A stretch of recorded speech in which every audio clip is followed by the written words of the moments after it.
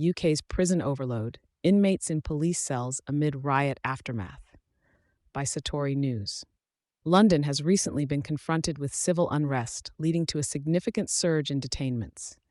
Prime Minister Keir Starmer's administration is now compelled to enforce emergent procedures by confining suspected criminals within police station cells until sufficient room can be allocated in the nation's burgeoned correctional facilities. This decision follows the detention of over 1,100 individuals pertaining to the disorder, predominantly targeting migrants and Muslims, exacerbating the already critical situation regarding prison capacity.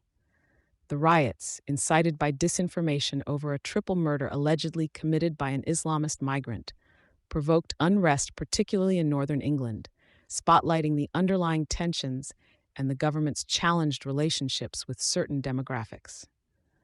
While the administration grapples with these frictions, the Prime Minister faces the daunting task of addressing the UK's prison system woes. Britain, recognized for having the highest incarceration rates in Western Europe, has seen prisoner numbers escalate substantially post-pandemic. This is attributed to extended sentencing, judicial delays, and an enactment mandating serious offenders to serve at least 65% of their terms behind bars. The present calamity has compelled the Starmer government to consider controversial remedies, including augmenting the early release of inmates to cope with the exigency.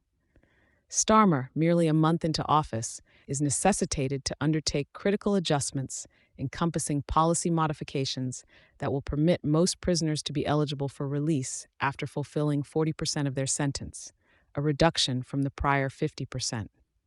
As a consequential solution to the dire capacity challenge predominantly in northern England, the temporary strategy is to only summon suspects to court upon securing cell availability, meanwhile keeping them in police stations.